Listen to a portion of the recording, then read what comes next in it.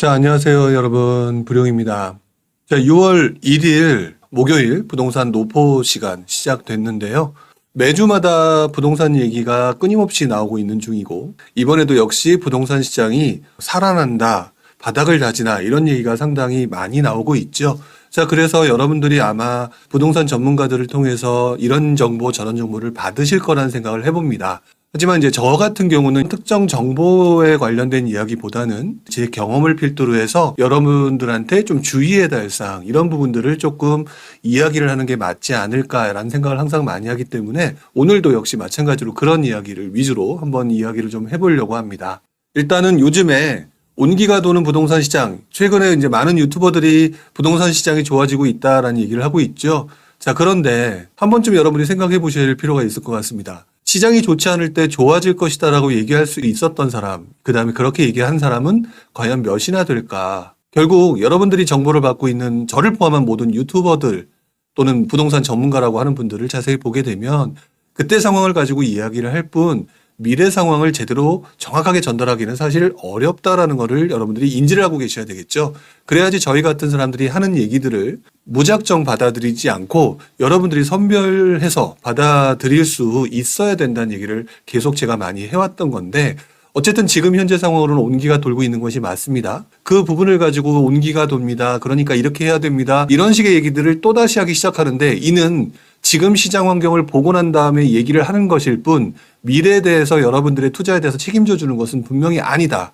결국 여러분들의 판단과 그다음에 여러분들의 결정에 따라서 움직여지는 부분인데, 과연 그분들이 얼마나 과거의 경험들이 있었냐를 생각해 보게 되면 한 번쯤 좀 조심해야 되고 또 한 번 돌아볼 필요가 있다, 이런 생각을 좀 해봅니다.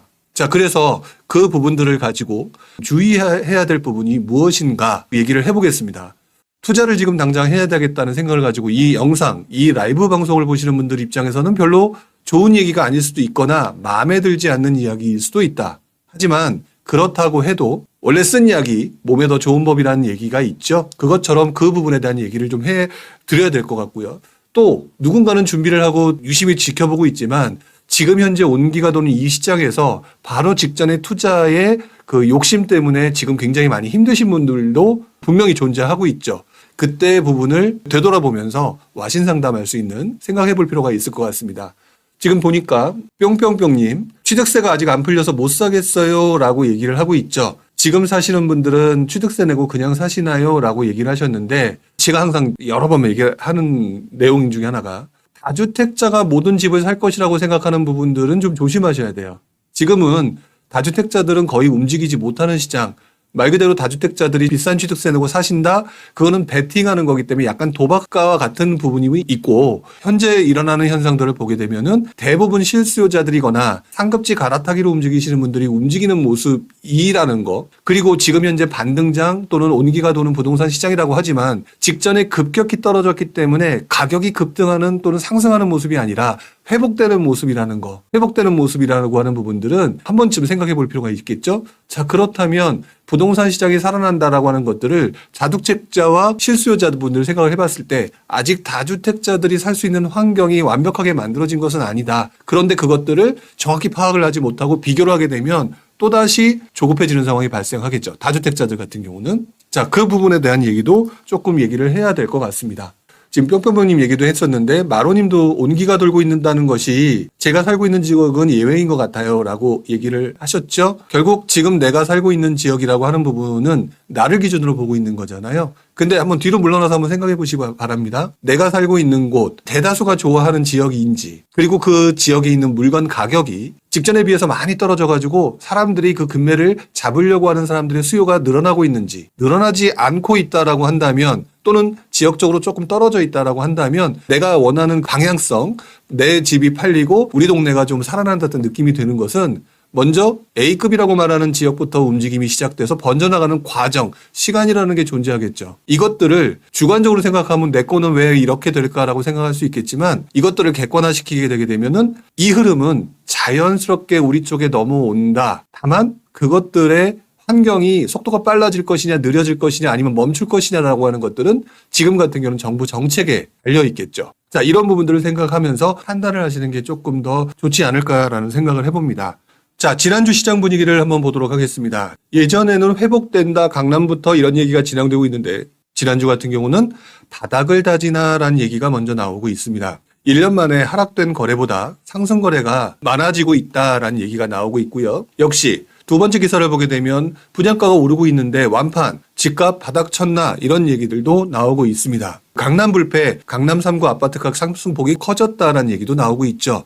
얼마 전에 뉴스 기사를 여러분들 계속 보여드려 왔듯이 강남의 집값이 최초 먼저 움직임이 나타나고 있다가 가격은 호가는 오르고 거래는 줄어들었다, 주춤하고 있다라는 기사가 나왔죠. 자, 그 기사가 몇 달에 걸쳐서 나왔었는데 이 기사는 오히려 그 다음 단계를 보여주고 있는 듯한 느낌을 들고 있습니다. 즉 무슨 말이냐? 시장이 좋지 않았다가 다시 분위기가 살아날 만한 상황이 만들어졌을 때 제일 먼저 오르는 것들은 A급지라고 하는 부분들이 오른다라고 말씀을 드렸고요. A급지의 가격이 이전보다 더 많이 오른다가 아니라 이전보다 급격히 떨어졌던 급매물 가격을 보면서 이 가격이면 내가 충분히 들어가겠다라고 하는 사람들로 인해서 급매물을 거래하는 사람이 늘어났고 뒤늦게 시장이 괜찮아지네라고 얘기하면서 추격 매수가 시작이 되게 됐을 때 급맥에 사라지게 되면 급맥 가격으로 충분히 살 수 있었는데 다시 원래대로 올라왔네, 이걸 사야 되나 말아야 되나 라면서 멈춰진다라고 얘기했죠. 그 멈춰지게 되는 과정에서 사람들이 대안으로 바로 그 옆 지역 주변 지역을 찾아보게 되면서 그 주변 지역으로 번져나간다라고 말씀을 드렸는데 주변 지역으로 번져나가게 되는 상황이 만들어지게 되면은요, 강남이라고 하는 곳 그리고 주변이라고 하는 곳 근데 주변 지역까지 오르네라고 하게 되면 오히려 좀 전에는 너무 많이 올랐어 라고 생각했던 그 가격이 주변 지역의 오름으로 인해서 다시 한번 가격이 상대적으로 그러면 저평가된 거겠네 라는 생각을 할 수밖에 없는 상황이 만들어지니 그 값을 주고 주변부를 살 바에는 다시 조금만 더 주고 강남을 사는 게 낫지라고 사람의 심리가 바뀌게 되죠. 자, 그러면서 상승폭이 커지는 상황이 만들어졌다. 자, 그렇기 때문에 그동안 제가 좀 조심스럽게 언급을 했었던 게 사실이지만 지금 현재의 모습은 뚜렷한 반등장이다라고 보는 게 현재로서는 맞는 것 같다. 자, 일단 1월부터 시작한 시장의 움직임, 지금 이제 6월 1일에 접어들었습니다. 강남부터 시작하는 움직임이 다시 주변부로 번져나갔고요. 주변부로 번져나갔던 움직임으로 인해서 다시 한번 또 실수요자들이 강남으로 들어오는 모습을 보이고 있다라고 한다면 이것들은 반등장에서 나타나는 또는 상승장에서 나타나는 순환매가 전형적으로 나타나는 거거든요. 자, 그렇다면은 이 반등장의 추세가 어느 정도는 이어진 것들이 몇 개월에 걸쳐서 나타났기 때문에 반등장이 확실해 보이고 이제는 온기가 확실하게 도는 게 맞다라고 봐야 된다는 거죠. 자, 그런데 문제는 이 시기에는 항상 전문가들의 의견이 나오기 마련입니다. 저를 포함해서 다른 분들 이런 얘기 저런 얘기 나오게 되겠죠. 자, 그런 전문가들의 얘기가 나오게 되면은요, 항상 나오는 얘기가 이렇게 나옵니다. 보수적으로 얘기를 할 수밖에 없어요. 왜? 집값 상승세를 보기는 아직은 이르다. 하반기 경기 상황을 봐야 된다. 이렇게 나올 수밖에 없는 상황입니다. 자, 이 부분이 여러분들 꼭 기억하셔야 될 부분이 뭐냐면은요, 원래 이런 거예요. 그런데 여러분들이 보면서 전문가들이 또 이렇게 말하니 좀 불안하고 이렇게 보시는데 전문가들이 말한다고 맞는 것도 아니고 결국 이 상황을 여러분들이 만들어내는 거거든요. 다시 한번 정리를 해보면, 자, 강남이 올랐고요. 주변부가 오르기 시작했고요. 그러다 보니까 다시 한번 강남이 오르잖아요. 그럼 주변부로 다시 또 한번 퍼져나가는 순환매가 계속 반복적으로 나타나는 현상이 나타나죠. 이것들은 흔히 말하는 반등장 또는 상승장의 초기 신호입니다. 원래. 그 다음에는 어떤 사람이 나타나느냐, 심리적으로 위축됐던 사람이거나 두려움이 강했던 사람들이 움직임이 나타나게 되면서 그 다음 단계에서는 그 주변부로 퍼져나가는 속도가 빨라지거나 주변부로 번져나가는 범위가 넓어지게 되는 현상들이 나타나게 되는데, 문제는 이 현상들이 조금 속도가 빨라지거나 범위가 넓어지게 되면 여러분들은 신난다, 좋다라고 생각할 수 있겠지만 이때부터 정부의 고민들이 시작이 됩니다. 자, 양구님께서 올려주신 글 중에서 정책 쪽이 조용하네요 라고 하는 말씀을 하셨는데, 정부 입장에서 볼 때는 지금 상황은 충분히 용인할 만한 상황이다라고 해서 금리 인상 때문에 떨어질까 봐 걱정하고 있었는데 금리 인상도 어느 정도 주춤한 상황이고 올라봤자 0.25 얘기가 많이 나오고 있고, 자, 이런 상황에서 이제 이 상태로만 가주면 괜찮겠는데 여기에 또 누군가가 붙어버리게 되면 시장이 들썩들썩하는 상황이 만들어지고, 그 만들어지게 됐을 때 자연스럽게 정부의 개입이 나오게 되는 상황이 만들어지게 되겠죠. 전문가라고 하시는 분들 또는 오래 투자하셨던 분들 입장에서 보게 되면 바로 이 정부의 개입이 지금보다 더 강해지는 모습이 나타날 때 개입이 나타난다라는 것들을 이미 알고 계시기 때문에 전문가들의 의견들을 함부로 내기가 어려운 상황으로 만들어지게 됩니다. 자, 그러면서 하반기 경기 상황을 살펴봐야라고 하는 옆에 이제 김문 기사 내용이 있죠. 자, 이제부터는 무슨 상황이 만들어지게 되느냐? 자, 일단 기본적으로 금리 인상 부분이 아직 어쨌든 남아 있고요. 미국 부분에 대한 걱정 부분이 아직도 남아 있죠. 자, 그리고 난 다음에 또 한 가지. 미국의 은행 위기라고 하는 부분이 나타났다가 지금 이제 슬그머니 수면 아래로 가라앉았지만 경기 침체라든지 이런 부분이 계속 이어지고 있습니다. 자, 그렇다라고 한다면 지금 현재 이 상황으로 꾸준히 이어지게 되면 경기 침체를 방어하기 위해서 지금 어느 정도 시장이 돌아가는 거는 용인할 가능성이 높은데 이 경기 침체보다 상승의 폭이 더 크다라고 한다면은 말 그대로 여러분들이 돈을 더 끌어대 가지고 시장도 안 좋은데 더 끌어대서 돈을 대출을 받아서 뭐를 해야 되는 상황이 만들어지게 되겠죠. 뭐 DSR도 있긴 하겠지만 누군가는 할 수 있다는 거죠. 실수요자들이 다주택자보다는 인원수가 적으니까 누군가는 분명히 할 수 있는 거고 이런 상황이 만들어지게 되면 자연스럽게 어떤 현상이 되느냐. 그렇게 되면은 전문가들은 보수적으로 하반기에 이러이러한 부분이 있다라고 하면서 양다리를 걸칠 수밖에 없는 상황이 만들어지게 됩니다. 저 역시도 그럴 수밖에 없는 상황이고 저도 그래요. 지금 현재는 제가 좀 전에 반등장이 확실하다라고 말씀을 드렸습니다. 상승장의 초기 분위기와 비슷하다고 말씀을 드렸죠. 하지만 분명한 거는 심치장 이후의 상승장 초기와 중기는 여러분들의 힘과 여러분들의 돈이 캐시가 많기 때문에 투자할 수 있는 여력이 많기 때문에 그 속도와 정부의 규제도 밀어버리고 충분히 올라갈 수 있는 분위기인데 지금은 그런 상황이 아니죠. 이미 그 직전의 상승장이 몇 년에 걸쳐서 있었기 때문에 여러분들의 캐시가 부족한 상황과 그다음에 정부 규제에 굉장히 약해진 모습들을 보여지는 게 현재의 모습이란 말이에요. 그렇기 때문에 그런 모습으로 봤을 때는 지금 상황에서는 변동폭이 굉장히 심한 상황이 만들어질 거다. 즉 상승이 됐다가 하락이 됐다가 상승됐다가 하락됐다. 장기 우상향의 모습을 보이긴 하겠지만 그러면서 상승장에 한참 지나고 난 다음에 내가 이거 살 걸 이런 부분보다는 여러분들이 경험한 지난 몇 년간의 모습이 이런 모습이었잖아요. 그런데 지금 그런 모습과 달리 상승폭이 올라가는 현실이 우상향이긴 하겠지만 막 진폭이 나타나는 현상이 나타날 거고요. 여기에 정부 규제가 굉장히 크게 와닿는 상황으로 강하게 오게 된다면 하락이라고 하는 부분이 발생하면서 여러분들이 많이 들어보셨던 데드캣 바운스가 나타날 수 있는 상황이 만들어지게 되겠죠. 자, 실제로 여러분들의 체력이 얼마나 그렇다라고 할 수 있는 부분이 뭐냐면 밑에 있는 기사, 맨 마지막 기사입니다. 이 편한 세상 용인역 플랫폼 시티 무순위 청약이 나왔습니다. 경쟁률 엄청나게 높았다. 분양가 엄청나게 높았다라고 얘기를 했는데 미래 가치는 굉장히 좋았던 지역이었죠. 자, 그래서 많은 사람들이 들어왔는데요. 부담스러운 거예요. 부담스럽다 보니까 분명히 자기 청약 통장을 버렸음에도 불구하고 계약을 지금 제가 알기로는 한 40% 정도 됐다고 얘기를 들었는데 이 말은 뭐냐면은요. 결국 지금 상당히 많은 사람들이 이 시장 환경에 대해서 두려움을 굉장히 크게 가지고 있다라고 볼 수가 있는 거라는 거죠. 그래서 상당히 조심스럽게 얘기할 수밖에 없는 부분이다. 자, 지금 제가 이렇게 말씀드린다고 해서 그냥 무조건 실수요자들이 먼저 쪼는 경우가 많은데 그러실 필요는 없어요. 중요한 거는 제가 말씀드린 건 다주택자에 해당되는 부분이고요. 이 뒷부분에 대해서 그 부분은 잠깐 언급하도록 하죠. 어쨌든 그래서 여러분들은 기준을 좀 한번 세워보셔야 될 것 같습니다. 이번 상반기 반등장을 통해서 내 투자 기준을 다시 한번 세워봐야 된다. 투자 기준을 세우기 전에 투자를 어떻게 해야 되나라고 접근하시는 분 쳐놓고 투자 오래 하시는 분 못 봤고요. 그리고 투자를 잘해서 돈을 많이 벌었다 하더라도 어느 순간 한 방에 무너지는 분들 수도 없이 많았고요. 자, 그렇기 때문에 투자 기준을 다시 세워볼 필요가 있어야 되겠죠. 가감하게 님이 적어주신 내용이 있습니다. 체력이 단단한 반등이 아니라는 거군요 라고 얘기하셨는데 어떻게 보면 그 말이 정확히 맞는 부분입니다. 그래서 반등장이 시작됐고 상승장 초입의 모습을 보여지는 것은 사실이나 그것들이 똑같은 모습을 보인다 하더라도 2014년 15년도의 모습과 2014년 15년의 여러분들의 체력과 2023년의 여러분들의 체력과는 지금 상당히 다르게 보여지고 있다는 것들을 기억하셔야 된다. 그렇다면 선별적으로 들어갈 대상을 여러분들이 투자 기준에 맞춰서 들어가야 되는 거지 이렇게 되니까 사야 될까요? 뭐뭐 해야 될까요? 이 부분은 상당히 어렵다는 거죠. 자, 그 가운데서 여러분이 투자 기준을 세워야 되는 부분인데 자, 영끌 쪽 밀집 지역의 집값 하락의 폭이 크고 연체율도 높았다라고 되어 있죠. 지금도 분명히 누군가가 사고 있어서 가격이 오르는 지역들. 자, 그런 지역들 중에서도 분명히 누군가들이 예전보다는 지난 몇 년보다는 덜하지만 영끌 쪽들이 있을 거 아닙니까? 자, 그런 분들이 들어갈 수밖에 없는 곳들, 흔히 말하는 서민들이 들어갈 수 있는 곳들, 이 상승장 또는 반등장 초반부에서도 뒷부분에 많이 올라가는 것, 그게 결국 추격 매수니까요. 그런 곳들은 다음번에도 집값 하락폭이 크게 나타나면서 아까 제가 상승과 하락이 반복되는 경우가 있겠다라고 얘기했죠.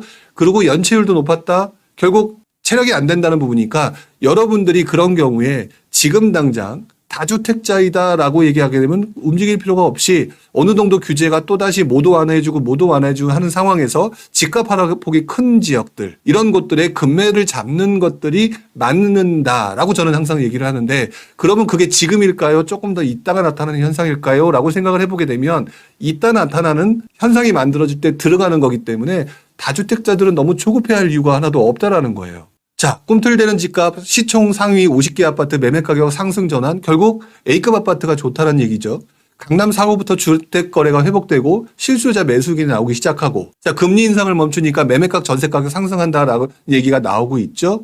자, 그러다 보니까 대출 이자 부담이 예전보다는 줄어들었고 그러니까 많은 사람들이 낙관론을 펼치고 있기 시작합니다. 유튜버들도 그렇고 전문가들도 그렇고 한번 생각해 보실까요? 지난 11월, 12월에 낙관론을 펼친 사람들이 몇 명이나 될까요? 자, 그런데 지금 와서 무언가 눈에 보이니까 낙관론을 펼치기 시작하죠. 하지만 그때 시장이 불안해 보였지만 지금 다 살아나는 모습을 6개월 후의 모습을 누가 제대로 이해할 수가 있었을까요? 이런 상황에서 하반기에 집값 오른다라고 얘기하는 이 내용들은요. 거의 대부분 지금 현재의 상황을 보면서 하는 얘기라는 거예요. 지금의 상황을 가지고 앞으로까지 예상을 한다는 얘기인데 지금 현재의 모습이 상당히 좋은 모습입니다. 그리고 지금 상태로 굉장히 속도가 급격히 올라가지 않고요. 추격 매수가 붙지 않고 슬금슬금 조금씩 거래되는 모습으로 보여진다라고 한다면 그거는 굉장히 해피한 모습으로 흘러가게 될 가능성이 높습니다. 혜택이라고 하더라도 상승이 없는 게 아니거든요. 그런 식으로 흘러가게 될 거다. 양구님께서 이런 표현을 하셨네요. 전 이 가격대가 쭉 유지돼서 매매자들이 현 가격을 받아들이고 거래가 서서히 증가될 것 같아 보여요. 정부도 그걸 기다리지 않을까 하고요. 네. 이게 정부가 원하는 방향이죠. 그래서 여러분들이 저한테 또는 많은 전문가들이 이래서 어떨까요? 이게 해야 될까요? 하면서 분위기가 살아난다고 하는 것들에 의해서 누군가가 막 또 얘기를 하고 이것들에서 빠르게 움직임이 나타나게 되게 되면 어떤 현상이 나타나느냐? 정부는 바로 또 규제 강화로 가게 될 가능성이 높다라는 거죠. 그렇기 때문에 여러분들이 스스로 현명하게 선택할 수 있는 방법은요. 조급하게 움직이지 않는 거라는 거죠. 급등하기 시작하게 되면 정부 규제가 필연적으로 나올 수밖에 없는 거고요. 그런 상황에서 여러분들은 또다시 누군가의 피해를 볼 수 있는 상황이 만들어지게 된다는 것. 그러니까 지금 시장이 살아나는 모습을 보여주고 있다라고 제가 얘기를 하지만 너무 급하게 움직이지 마라라고 얘기하는 이유가 바로 여기에 있기도 합니다. 자, 지금 아니면 늦는 것 아닐까? 아파트 사겠다는 사람이 늘었기 때문에 이런 사람들이 지난 몇 년 전에 보셨죠? 갑자기 분위기가 달라졌을 때 추격 매수가 막 나타나게 된다는 것. 다주택자들은 움직이지 못한다고 말씀을 드렸습니다. 지금 현재 상황으로서는 쉽게. 자, 그렇지만 다주택자들도 베팅하는 사람들은 어느 곳에 가겠죠? 실수요자들이 움직이게 되겠죠? 지금 현재 상황은 어쨌든 상승의 모습을 보이고 있지만 약간 힘겨루기가 상승 쪽으로 꺾였을 뿐 여전하게 일어나는 힘겨루기 상황인데 이것들을 조급하게 하는 순간 여러분은 정부의 불방망이를 맞을 가능성이 있다라고 얘기를 하는 거예요. 그래서 여러분들이 어떤 부분을 신경을 써야 되느냐 이 부분을 제가 이제 얘기를 하고 싶은 겁니다. 자, 온기가 도는 부동산 시장. 자, 이제부터 주의해야 될 것. 아까 제가 뭐라고 말씀드렸죠? 분위기가 좋아지고 있으면 그 좋아지는 것들을 확대재 생산하게 됩니다. 유튜버를 포함하면 전문가들도 그렇게 될 수밖에 없는 분위기로 흘러가게 되어 있어요. 자, 이런 상황에서 여러분들이 과도한 낙관론에 빠질 필요는 없다. 지난 11월과 12월의 모습을 봤었겠지만 과도한 비관론에 빠지면 안 된다라고 표현을 했던 게 제가 많이 말씀드렸던 의견이었죠. 마찬가지로 지금 시장이 살아나고 있는 거 맞다라고 제가 표현을 했습니다. 그리고 반등장이 맞는 것 같다라고 얘기를 했고요. 자, 그랬는데 이 상황에서 과도한 낙관론을 펼치게 되면 여러분들은 또다시 추격 매수가 들어오고 정부 규제를 맞게 될 가능성이 높다. 자, 그러니까 2004년과 2009년의 모습이 지금하고 비슷합니다. 자, 2003년도에 당시 노무현 정부 시절에 2003년 12구 대책이 딱 나오고 난 다음에 1년간 분위기가 상당히 안 좋았단 말이에요. 자, 그러고 난 다음에 2005년도부터 조금씩 여러분들이 이제 정신을 차리고 심리도 안정화되면서 분위기가 살아나게 되었을 때 2005년도 초반부 이사철 2월 달 전후부터 시작해서 분위기가 급격하게 반전이 됩니다. 그래서 상반기에 급격한 상승세가 발생을 하게 됐고요. 그리고 2005년 831 부동산 대책이 튀어나오게 되죠. 2009년에도 마찬가지입니다. 2008년 금융위기 이후 2009년 상승장이 나타나고요. 2009년 상승장이 나타나게 되면서 2009년 5월 달쯤에 그 당시 나왔던 신문기사를 보게 되면은 이때부터 정부는 규제 강화를 다시 시장 방향성으로 잡는다라고 하는 신문기사가 나오기 시작을 하고요. 그해 9월 달까지 해서 DTI와 같은 여러분들 DSR 규제가 지금 너무 힘들잖아요. 그 규제를 점점 강화하는 모습으로 가게 됩니다. 그래서 서울 수도권의 규제가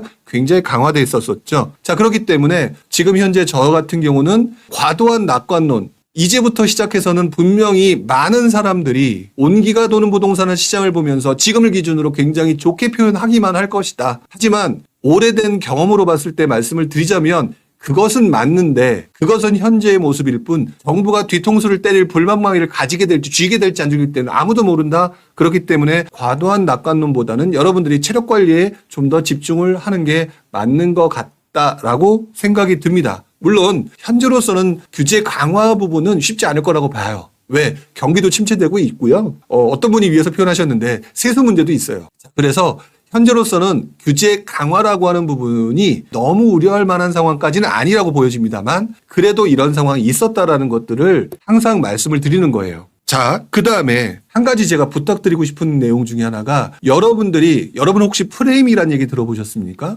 프레임이라고 하는 것들은 어떤 틀이죠. 어떤 틀이라고 하는 것들은 여러분들의 경험에 의해서 또는 누군가에 의해서 만들어지는 경우가 상당히 많습니다. 예를 들어서 당신은 분당이 좋아요, 평촌이 좋아요 라고 얘기하는 거는 분당하고 평촌이 좋아요를 물어본 것이니까 여러분들은 그럼 분당이 좋을까 평촌이 좋을까 라고 생각할 수가 있겠죠.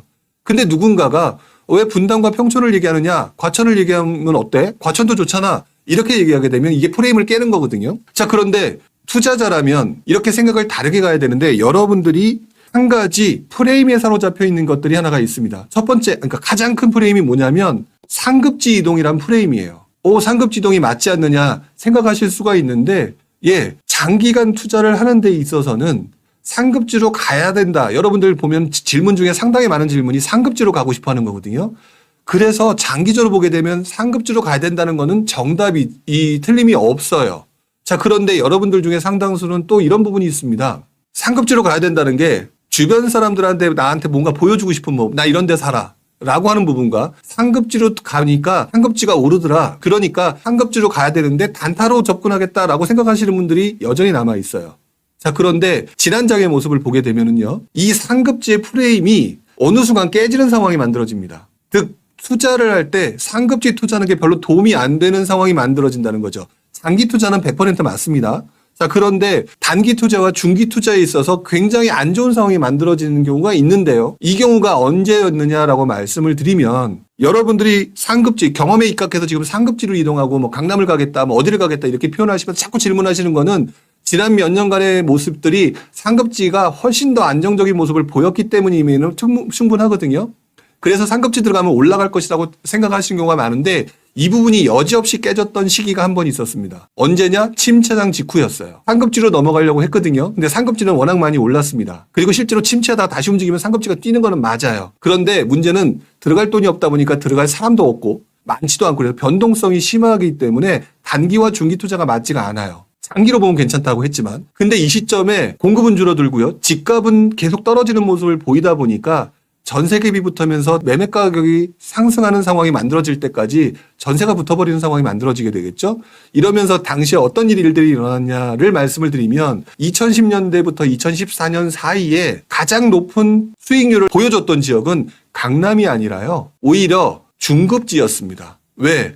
출퇴근하기 굉장히 좋은 곳, 강남보다는 못하지만 나름대로 좋은 곳. 그러다 보니까 전세 가격도 쉽게 오를 수밖에 없는 곳. 그러면서 매매 전세 갭이 붙어 있는 곳들이기 때문에 결국 시장이 지나가면서 쉽게 소액 투자가 가능한 곳. 그래서 그런 곳들이 단기간 또는 중기간 급격히 올라 버렸죠. 그래서 이 당시에 강남 투자에 대해서는 싹 소문이 들어가 버립니다. 여러분들 2010년대 초반부터 중반까지 그때 투자를 경험 안 해보신 분들이 거의 대부분이겠지만 그 시기적에 강남 투자 얘기는 한마디도 나오지 않습니다. 물론 한마디라고 얘기하는 것들은 일반인들을 상대로 한 거기 때문에 당시에도 강남 재건축에 들어가면서 장기 투자하신 분들 분명히 있었죠. 하지만 그래서 여러분들한테 말씀드리고 싶은 것 중에 하나가 뭐냐면 장기 투자라는 차원에서 상급지 이동이라고 하는 것들은 지금 같은 장에서 꾸준히 기회를 노리면서 상급지와 중급지 사이에 가격 갭이 붙어 있을 때 또는 누군가 연끌했던 사이에 무너졌을 때 이런 물건들을 찾아서 장기 투자로 접근하는 건 맞다. 그런데 그런 거에 대한 투자 전략도 없이 자꾸 질문만 상급지로 가시는 분들 조심하셔라. 조심까지는 아니겠죠. 어차피 장기로 괜찮은 거니까. 다만 단기적으로 돈 많이 오르기를 바라는 투자를 하겠다. 이것들은 시기마다 투자의 프레임과 투자의 가장 효율적인 대상이 바뀌어버리기 때문에 상급지가 직전의 경험에 입각해서 가는 것들 별로 좋지 않을 수 있다라는 것들이 여러분들 모르는 또 하나의 실제 사실이라는 것들을 기억을 해주셨으면 좋겠어요. 여러분들은 강남에 가는 걸 목적으로 하십니까? 아니면 수익을 극대화하는 것을 목적으로 하십니까? 이 질문을 하게 되면 대부분 수익 극대화를 얘기를 하시는데 또 막상 그 과정에서 이런 일들이 있었다라고 하는 부분들을 잘 모르시고 넘어가는 경우가 많더라고요. 자, 그래서 그 부분을 말씀을 드리고요. 두 가지를 얘기했습니다. 과도한 낙관론. 두 번째, 경험에 입각한 단기, 중기 관점의 무리한 상급지 이동. 자, 이 부분은 여러분들한테 별로 좋은 관점이 아니다라고 말씀을 드렸고요. 혹시나 또 부정적으로 보실까봐. 하지만 장기적으로는 강남으로 들어가는 것들, 상급지로 이동하는 것들 맞다라고는 말씀을 드렸어요. 하지만 중기적으로는 아닐 수 있다라는 것. 자, 그 다음에 세 번째가 갭 투자. 제가 좀 전에 전세 갭이 붙고 어쩌고 이런 얘기를 했었는데 전세 갭 투자와 관련된 부분에 대한 얘기를 좀 해보려고 합니다. 많은 분들이 두려워하시는 것 같아요. 일단 희망적인 얘기를 먼저 하자면 정부가 전세제도 개편을 하겠다는 얘기를 했었죠. 하지만 처음에 딱 한 번 던지고 난 다음에 한 발 물러섰죠. 전세제도를 막 바꾸겠다는 얘기는 아니다. 여러분들의 입맛을 한번 여러분들의 분위기를 본 거라고 저는 생각이 들어요.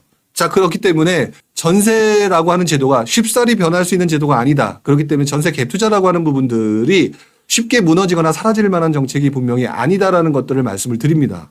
자, 그런데 아직도 여전히 이제 막 시작하시는 분들 개념을 못 잡은 상태에서 전세 갭 투자 부분이 무조건 모든 것이냐 접근하시는 분들이 있는데요. 현재는 아까 말씀드렸던 것처럼 정부가 전세 시장과 이 제도의 개편에 대해서 지금 화두를 던져놓은 상태죠. 그렇기 때문에 앞으로 어떻게 진행될지는 지켜봐야 되는 상황이에요. 바꿔 말하면 나한테 좋은 제도가 될 수 있지만 나쁜 제도가 될 수도 있다는 거고, 나쁜 제도가 될 수 있다라고 하는 부분은 나쁜 제도가 만들어졌을 때 내가 먼저 욕심을 부렸을 때는 뒤통수를 크게 맞는 상황이 만들어질 수 있다라는 거거든요. 그래서 지금 단기적으로 전세갭 투자로 뭘 어떻게 하겠다라고 하는 생각을, 물론 이제 전세갭이 벌어져서 지금 예전보다 많이 줄어든 건 사실이나 여전히 많은 분들이 들어가시는데 지금 입지가 좋지 않은 곳들을 대상으로 많이들 들어가시는 분이 여전히 존재하는 것 같아요. 자, 그런데 전세갭 투자가 여전히 존재하는 한 시장은 결국에는 전세가격 상승으로 흘러갈 수밖에 없을 겁니다. 왜 그러냐면 지금 현재의 모습은 역전세란의 모습이고, 역전세란이라고 하는 현재의 모습으로 시장 분위기를 미래까지 보다 보니까 지금 전세 시장은 끝난 것처럼 보는 분이 있지만 이미 서울 경기 일부 지역 같은 경우는 이주수요가 발생을 했고요. 그러면서 전세가격이 오르고 있는 지역들, 기타 또 다른 부분 때문에 전세가격이 오르는 부분이 나타나고 있다는 거죠. 이런 지역들이 확산되게 되는 경우에는 이것들이 또 다시 순식간에 바뀐다고 지난주에 말씀을 드렸습니다. 자, 그렇기 때문에 이런 환경적인 부분으로 봤을 때 전세 갭 투자의 시장 환경이 만들어질 가능성이 되게 좋아요. 한 단기적으로 보이진 않을 뿐이죠. 두 번째로는 지금 현재 공급 물량의 감소라고 하는 중기적 한 2년 정도 됐죠. 2, 3년 정도의 분위기가 상당히 시장 쪽으로 투자하는 사람들 좋은 시장 환경으로 바뀔 가능성이 높습니다. 지금 원자재 가격이 올라서요. 지금 조합들, 재건축, 재개발 조합들이 지금 뭔가 진행이 안 되고 멈추거나 서로 입씨름하거나 해서 지연되고 있죠. 이런 것들이 만들어진다는 얘기는 공급이 부족이 지금 역전세란 상황에선 아무 생각도 못하고 있겠지만 시간이 흘러가게 되면 이게 본격적으로 드러나게 될 것이다. 이 부분이 결국 바꿔 말하게 되면은 어때요? 좋은 구조로 흘러가게 된다는 거죠. 자, 그러면 여러분들 오르지 않는 전세 갭 투자를 하면서 2, 3년을 기다리시겠습니까? 오를 수 있는 시장 환경을 기다려서 1, 2년 안에 수익을 보시겠습니까? 라고 얘기를 하셨을 때는 여러분들이 어떤 선택을 하실까? 내가 지금 급한 거 말고 한번 생각을 해보세요. 어느 게 맞겠느냐? 조금 기다리더라도 그 상황에서 정부가 정책이 어떻게 변화를 할 것 같은지 한번 확인해보고, 과거에는 어땠는지 확인해보고, 그 다음에 이 공급 감소 추이가 처음에는 옛날에 신문기사는 언제 나왔는지 기타 등등 이런 것들을 확인하는 시간이 있어야 되는데 여러분들은 투자처만 찾고 있지 이런 것들에 대한 얘기를 불용이라는 사람이 얘기하는 것만 의존을 하실 건가요? 아니면 전문가들에 대해서만 의존하실 건가요? 생각해 보실 필요가 있다는 겁니다. 자, 그래서 그런 부분을 생각하게 되면 지금 전세 갭 투자라고 하는 부분에 대해서 아직도 끈을 못 놓으시는 분들, 그래서 조금만 가격이 붙었다라고 하면 막 들어가려고 하시는 분들에게 미리 말씀을 드리지만 투자는 해보면 해볼수록 어렵게 느껴집니다. 왜 그러냐면은요, 내 맘대로 안 되거든요. 그 다음부터 제일 쉬운 투자 방법은 그 내 맘대로 안 된다는 거를 당연하게 생각하고 시간을 내려놓는 겁니다. 그 시간을 내려놓을 때 굉장히 짧은 시간에 시장이 바뀝니다. 시간을 내려놓고 난 다음에 1, 2년은 금방이거든요. 자, 그 부분을 한번 생각을 해보시기 바랍니다. 자, 그렇게 된다면 여러분들이 투자하는데 방향을 잡는데 꽤 괜찮다라고 생각이 들 수 있고요. 자, 그렇게 본다면 지금 현재 여러분들 시장에서 풀려진 것들 있죠? 가장 대표적인 것들이 분양권 투자 같은 것들일 겁니다. 지금 많이 풀렸고요. 시장이 회복되고 있죠? 살아날 겁니다. 100% 살아나게 되어 있어요. 일부 지역 피가 붙었을 겁니다. 자, 그런데 문제는 이것들을 가지고 가격이 떨어질 수 있다라는 생각. 왜? 아직까지도 변동폭이 크기 때문에 입주 물량 때문에 문제가 될 수도 있고요. 정부 규제 때문에 문제가 될 수가 있겠죠. 그럼 전략적으로 이런 투자는 어떻게 돼야 된다고 제가 이전부터 말씀을 드렸냐면 의외로 분양권 투자가 지난 상승장에서는 장기 투자가 위너였지만 지금은 단기 투자, 왜? 시장의 변동성이 강해지기 때문에 적정 수준으로 먹었다, 벌었다라고 생각하면 던지는 것도 괜찮은 투자가 될 수 있다라는 거. 그래서 이렇게 각자 달라질 수 있는 투자 환경이다라는 걸 기억하셨으면 좋겠어요. 자, 3가지 정리를 했습니다. 첫 번째, 지금부터 시작해서 분위기 살아난다고 또다시 과도한 낙관론에 빠지지 않았으면 좋겠다. 자, 두 번째, 경험에 의한 상급지 이동 좋은데 안타깝게도 시장의 분위기와 그것들이 항상 맞는 것은 아니다. 그렇기 때문에 무조건 무리한 상급지 이동을 자꾸 노리는 거 이거 100%로 쉽지 않아요. 왜? 어차피 내 물건을 팔아야 들어가는데 내 물건보다 그 내 물건들이 더 빨리 오르거든요. 그래서 무조건 내가 지는 싸움입니다. 왜? 내가 살려고 하면 일이 올라버리고요. 내 건 안 팔리거든요. 그러면 이것들을 그런 상황이기 때문에 걱정되어 힘들어요가 아니라 전략적으로 그래서 실제 그렇게 투자에 성공한 사람들, 근로 상급지로 이동한 사람들 어떤 전략을 펼쳤느냐 이 부분에 대해서 집중적으로 여러분들이 고민하시고 주변 얘기를 들으셔야 된다는 거. 자, 3번째, 갭 투자 사라지지 않을 겁니다. 하지만 정부가 분명히 갭 투자와 관련된 얘기를 하고 있죠. 이거에 대해서 타겟을 잡고 있는 것 같아요. 하지만 지금 시장 상황으로 보게 되면 전세 가격의 움직임이 조금씩 나타나고 있다. 급하지 마라. 분명히 또다시 새로운 기회가 오게 될 거다. 모든 여러분들의 쏠림 현상은요. 바로 정부 규제라는 불방망이가 나오게 된다라는 것. 자, 이 부분을 꼭 기억해 주셨으면 좋겠다라는 말씀 꼭 한번 드리고 싶고요. 자, 제가 오늘 드렸던 말씀은 이것으로 정리를 하고 다른 분들이 질문하셨던 것들을 가지고 이제부터 이야기를 좀 해보도록 하겠습니다. 아까 제일 처음에 말씀드렸던 차련님 질문. 부동산 시장이 좋아지고 있다고 말하는데 정부는 이를 용인할지 아니면 덜을지 궁금해지네요 라고 말씀드렸던 부분 이제 정리가 되셨나요? 정부는 부동산 상승이 적정하게 움직이고 여러분들이 나 하나 돈 벌겠다고 우르르 몰려들게 되는 현상만 아니면 내버려 둘 거다. 근데 여러분들이 갑자기 수십 명이 몰려가는 분위기로 만들어지게 된다면 절대 용인하지 않는다. 이게 앞으로의 모습일 거다. 그렇기 때문에 여러분들도 조금 현명하게 움직이는 게 좋을 것 같다라는 생각이 드네요. 자, 그 다음에 또 한번 보도록 하겠습니다. JH연희님, 경기 양주, 인천 서구, 성남동에 전세를 주고 있다. 성남동은 처분을 하고 현금과 합쳐서 서울에 갭으로 사려고 합니다. 괜찮은 방향일까요? 자, 현재 부평에 월세를 살고 있어서 실거주 집을 매수할까? 이 부분이 가장 고민입니다. 라고 얘기했는데 저는 항상 답변이 고정적으로 비슷하게 말씀을 드렸던 것 같아요. 장기적으로 보게 되면은요, 서울의 공급 물량이 부족하다는 건 누구나 알고 있기 때문에 갭을 끼고 사시는 거에 대해서는 괜찮습니다.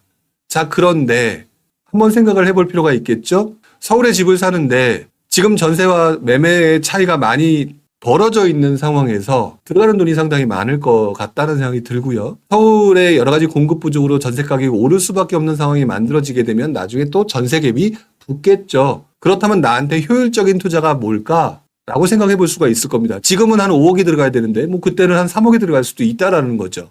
즉 지금 꼭 무언가를 해야만이 100% 뭔가 안심되고 성공할 수 있는 게 아니라 시장 환경이 달라질 수 있다라는 거거든요. 그런데 밑에 이렇게 쓰셨습니다. 현재 부평에 월세를 살고 있어서 고민입니다 라고 얘기를 하셨는데 이런 경우라면 전 무조건 실거주 하라고 해요. 쓸데없는 생각하지 말고 지금 5억 주고 예를 들어서 갭을 띄고 서울 사는 거 좋을 수 있고요. 장기적으로 편안하겠죠. 근데 나중에 전세 가격이 올라가게 되는 경우 그리고 나중에 이제 역전세란 문제가 그 걱정이 안 될 상황으로 특정 지역을 골라야 되겠지만 예를 들어 3억으로 갭을 주고 살 수 있는 상황이 만들어지게 되면 그 2억이 되게 아쉬울 거예요. 그렇기 때문에 꼭 지금 사냐 안 사냐 문제가 중요한 건 아닌 것 같은데 문제는 부평에 월세 살고 있다고 하셨죠. 이거는요. 자기의 입지를 거주지를 굉장히 불안하게 만들고 있는 상황이라고 제가 항상 말씀을 드리는 겁니다. 월세 가격이 지금 올라가고 있는 상황, 여기에서 전세 가격이 지금 슬금슬금 움직일 거라고 제가 말씀을 드리고 있습니다. 자, 그런 상황에 매매 아니면 전세밖에 안 되는 이 닫혀있는 굉장히 깝깝한 이 시장에서 매매 가격이 주춤하게 되면 다들 월세 아니면 전세를 살려고 하는 상황에서 월세나 전세 가격이 올라가는 상황이 되기 때문에 여러분들은 본인이 가지고 있는 돈을 토해내야 되는 상황이 이게 됩니다. 그렇기 때문에 미리 서울을 샀다가 다시 팔고 토해내야 되는 상황이 만들어질 수도 있는 게 결국 나 자신이 부담스럽거나 나 자신의 그 거주지가 불안하게 되면 예상치 않은 곳에서 돈이 무너지는 현상이 발생하는 경우를 상당히 많이 봤어요. 그리고 시기도 지금 변동폭이 굉장히 심한 시장이라고 말씀을 드렸죠. 저는 실거주 안정부터 취해라. 상승장 초중반에도 저는 가능하면 월세로 들어가 살고 투자에 베팅하라는 거를 권유하지 않는 사람입니다. 사실 그게 투자로서 굉장히 효율적인 투자 방법이면 맞거든요. 그 시기적으로. 그럼에도 불구하고 그걸 하지 말라는 이유는 내 자신을 과대평가하시는 분들이 많기 때문에 굉장히 투자를 잘하는 거로 착각하시는 분들이 많기 때문에 제가 가능하면 말리는 건데 차라리 그때 하는 게 맞는 거지 지금은 아닌 것 같다. 그래서 저는 가능하면 실거주 집을 매수하라라고 말씀을 드려요. 자, 그 다음으로 또 넘어가도록 하겠습니다. 가감하게 님이 하신 말씀 한번 볼까요? 98년 IMF, 08년 리먼 브라더스 사태, 이때 부동산 매매 전세 가격 폭락장, 하락장이 왔는데 이후 매매가는 다른 방향으로 갔지만 전세는 회복되는 모습이 보였습니다. 물론 정부 정책도 봐야겠지만 이번에도 전세가가 회복되는 것에 포커싱을 두는 게 어떨까요? 제가 계속해서 얘기하는 게 역전세난이 나오고 있는 지금 신문기사가 나오고 있는 지난 몇 주간 계속 역전세난 자체에 염두에 두지 말고 전세난이 나타날 가능성에 대해서 집중을 해서 제가 설명을 드리고 있죠. 결국 제가 이미 그렇게 설명을 드리고 있는 중입니다. 그게 단기냐 장기냐 중기냐 부분을 모를 뿐이지 그러니 가감님께서 말씀하신 그 전세 가격이 회복되는 것에 대한 포커싱을 맞춰주는 것이 이미 저의 입장이죠. 그러니까 괜찮아요. 자, 그렇게 보시면 간단하게 답변이 될 것 같고요. 자, 해바라기님. 지금 재개발이나 재건축 들어갈 때라고 하던데 저의 의견이 궁금하다라고 얘기를 하셨습니다. 저는 이렇게 질문하시는 분한테 조금 불안감을 느껴요. 해바라기 님이 질문을 뭐 잘못하셨다거나 이런 의도나 그렇게 해서 말씀드리는 게 아닙니다. 왜 그러냐면 너무 질문이 간단해요. 왜 그러냐면 부동산 투자는요, 똑같은 정답이 있는 게 아니라 개인별 상황에 따라서 답이 달라지거든요. 그래서 부동산 투자가 어려운 건데, 그리고 그 부동산 투자가 쉬운 시기는 상승장 중후반입니다. 그냥 여러분들이 막 들어오기 때문에 막 오르거든요. 아무거나 사도 오를 때이기 때문에 그때는 정답이 비슷해요. 일단 사는 게 장땡이다라고 표현할 수가 있는 건데 나머지 시장은 그렇지 않거든요. 자, 그런데 이렇게 얘기를 하셨어요. 지금 재개발이나 재건축 들어갈 때라고 하던데 본인의 의견과 본인의 생각이 없죠. 왜 그러냐면 제가 보기에는 아직까지 재개발과 재건축이라고 하는 상품의 구조와 어떤 식으로 지금 현재 가격이 형성되는지를 모르고 있는 거란 얘기가 됩니다. 그런데 그런 구조적이거나 본질적인 부분을 모르는 상태에서 지금 나우라고 하는 질문을 하는 분들이 주로 초보자들이 질문들을 많이 하는 거죠. 왜? 본질 가치의 중요성을 보는 것이 아니라 오를 것이냐 떨어질 것이냐를 보고 있는 거거든요. 그래서 조금 불안하다라고 말씀을 드린 건데 지금 재개발이나 재건축에 들어갈 때라고 하는 거는 만약 어떤 분이 모든 분한테 그렇게 얘기를 한다. 정답인 양 얘기한다. 그 사람은 부동산 전문가가 저는 아니라고 생각을 합니다. 왜 그러냐면 지금 재개발과 재건축에 들어갈 때라고 얘기를 하는 근거에는 지금 재개발과 재건축이 그동안 되게 많이 올랐잖아요. 그러다가 여러 가지 이유로 금리 인상과 기타 다른 이유로 인해서 분위기가 가라앉으면서 미래의 신축이라고 하는 실체가 사라져버린 진행 단계가 늦어지게 되니까 빨리 신축의 가격을 받아서 돈을 많이 벌고 싶은 사람들의 실망 매물이 쏟아지는 상황이 항상 상승장 후반부부터 침체장 또는 쇠퇴장에 나오게 되죠. 그래서 이렇게 가격이 많이 떨어졌을 때 지금 재개발이나 재건축에 들어가는 게 좋다라고 얘기를 하는 거예요. 문제는 들어가면 바로 오른다는 얘기가 아니라는 거죠. 왜? 신축이 될 거지만 신축에 진행되는 속도가 늦어지니까 시간이 걸린다. 그래서 실망 매물이 쏟아질 가능성이 있다. 그런데 내가 시간적인 여유가 있는 사람이고 특히 서울 같은 경우에 진행 절차가 어느 정도 진행된다면 그까짓 거 지금 뭐 웬만한 거 사기 어렵다면 그렇게 들어가는 게 훨씬 더 좋은 거야 라고 얘기하는, 즉 상대적인 상황이 발생을 하는 거거든요. 그래서 지금 재개발이나 재건축에 들어가야 된다라고 한다는 얘기, 돼야 된다라고 하는 얘기는 이전에 올라버린 가격 그리고 현재 기축 가격보다 현저히 떨어진 것 중에서 단계가 빠르게 진행될 수밖에 없는 물건들을 찾아서 들어가라라는 본질을 찾아야 된다는 얘기입니다. 자, 그런데 질문에서 어떻게 됐느냐?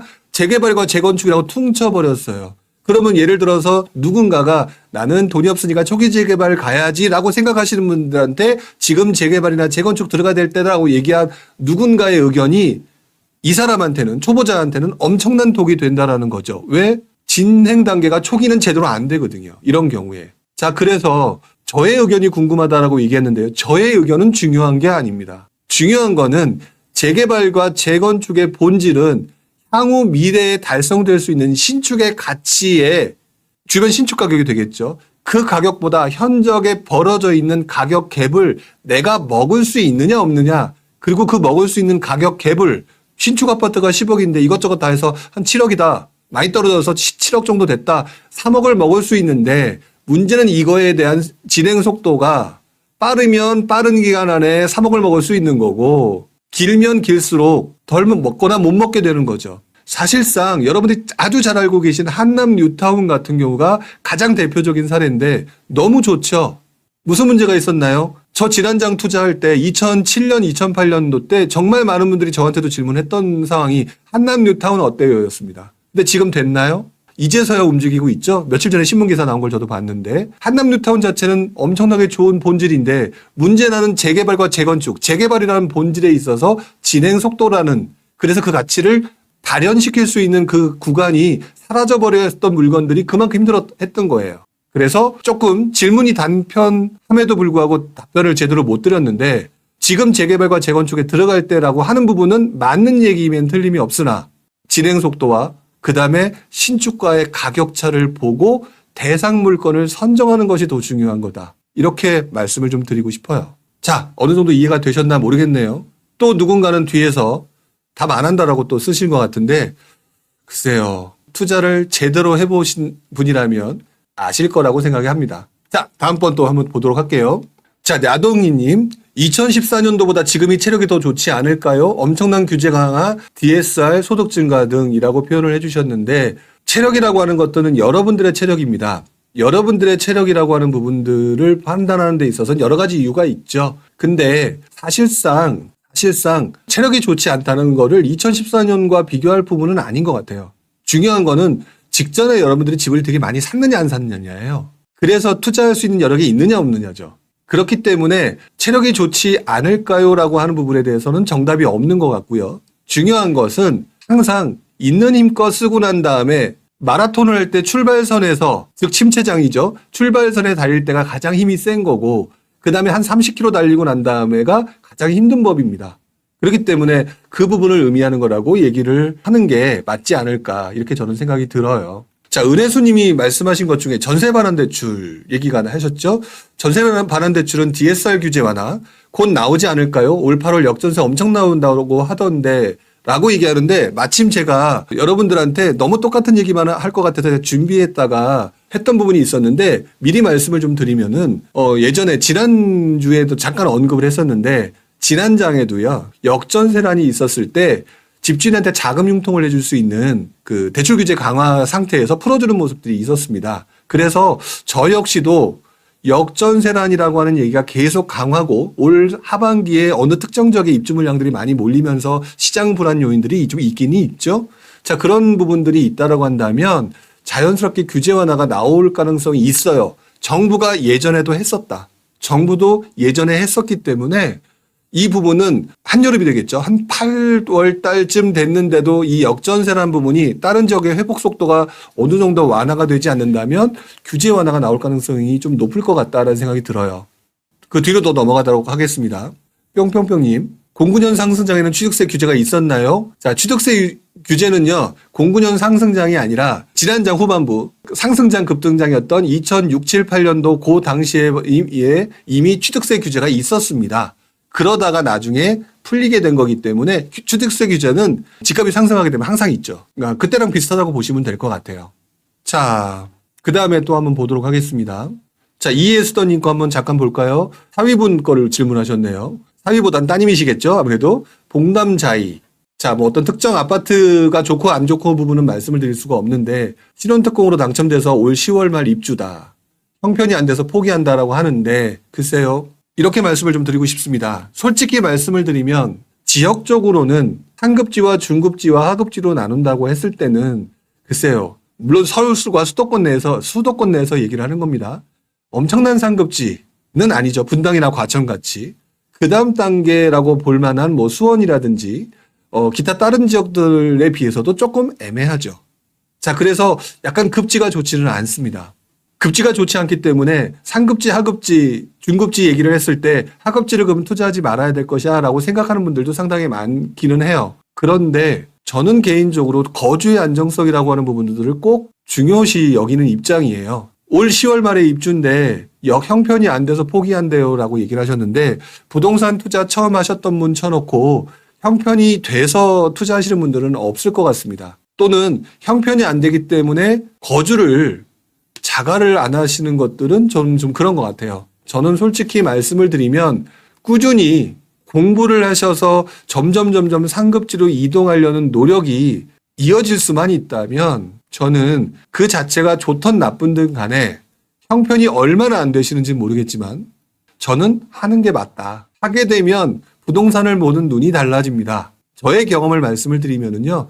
저라고 처음에 돈이 있었겠습니까? 없어서 좋지 않은데 했고요. 좋지 않은데 했다 보니까 자꾸 주변하고 비교하게 되면서 아이씨란 생각을 많이 하게 됐었어요. 그 과정에서 자연스럽게 더 좋은 곳을 가려는 모습들을 봤고요. 제가 그렇게 노력을 하게 되었고요. 그러면서 계속 기회를 노리다가 바로 그 좋지 않은 대상을 빠져나오는 과정을 경험하게 됐죠. 그러면서 부동산에 점점 관심이 높아지게 되고 이왕이면 조금 더 한 번의 성공을 맛보게 되면 계속하고 싶어 하게 되어 있어요. 그렇기 때문에 그 부분을 생각하게 된다면 형편이 얼마나 안 되는지를 모르겠으나 신혼특공이라고 하는 것을 통해서 당첨이 되신 분이라면 가능하면 하시는 게 맞지 않을까라고 말씀을 드립니다. 뒤에 어떤 분이 얘기하셨네. 봉담자의 피 붙었다고. 그 피가 만약에 욕심이 나서 하시는 거라면 너무 소탐대실일 수가 있다. 피에 대한 수익과 그 다음에 거주의 안정성까지 유지하시는 게 내가 형편이 너무 심하게 안 되는 것이 아니라면 방법을 찾아서 노력을 해라. 저는 이 부분을 말씀을 드리고 싶어요. 저 또한 그 과정을 겪었고요. 자, 서아빠님이 입주자금이 24년 후반부터 2025년에 많은 도시가 들어가려고 하는데 지금부터 반등이 보이네요. 이런 곳을 미리 들어가야 될지 좀 기다려야 할지 궁금합니다. 라고 얘기하셨는데 입주장은 단기고요. 반등세는 하방 경직성 때문에 쉽게 떨어지기가 어렵습니다. 단기적으로 떨어짐을 견뎌낼 수 있는 속상함을 견뎌낼 수 있다면 들어가시는 게 맞아요. 왜 그러냐면 입주장은 짧고요. 상승장은 깁니다. 어차피 장기 우상향이라고 표현했으니까. 그래서 그 중간중간 단계에서 부침이 항상 발생해서 어느 구간에서는 내가 손해보는 구간이 발생할 수 있는 소지도 있어요. 그런데 내가 확실히 들어가야 되는 곳이라고 한다면 들어가는 게 맞겠죠? 저는 그렇게 말씀을 좀 드리고 싶어요. 자, 대구 얘기가 나왔는데 마지막으로 대구 얘기 잠깐 한번 해보고 넘어갈까요? 자, 대구뿐만이 아닙니다. 모든 투자의 프로세스는요. 일단 제일 처음 상승과 하락을 반복한다가 메인이고요. 그 다음에 이 하락은 상승장 후반부에 만들어진다가 두 번째입니다. 상승장 후반부에 여러분들의 투자 수요와 심리가 극대화되기 때문에 공급도 늘어나고 여러분들도 막 사게 되거든요.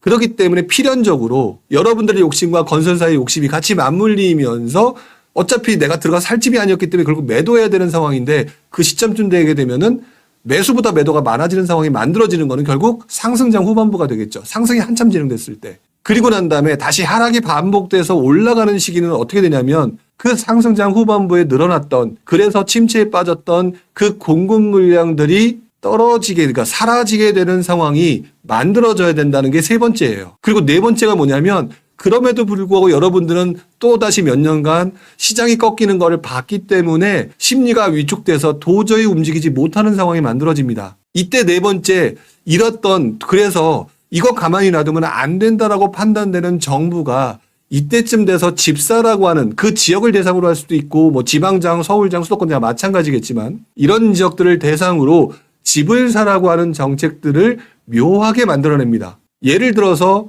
집 안 팔리고 미분양 엄청나게 많은데 양도세 감면을 혜택을 만들어주고 또는 청약시장을 개편해서 1순위자 늘려놓고 분양권 전매를 자유롭게 할 수 있게 만들어놓고 이런 것들이 만들어지면서 조금씩 회복되는 과정이 생기고 이러면서 여러분들 심리가 바뀌면서 움직이게 되죠.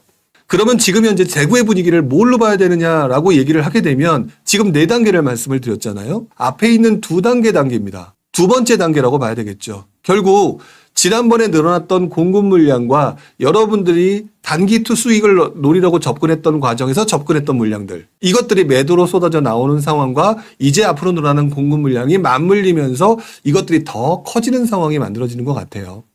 그 과정의 해결은 자연스럽게 여러분들의 심리가 위축되고 공급 물량이 줄어들면서 자연스럽게 정부가 여기를 하방을 받쳐주는 대책이 나오면서 넘어가게 되기 때문에 시간이 조금 걸릴 수 있다라고 제가 말씀을 드리는 거죠.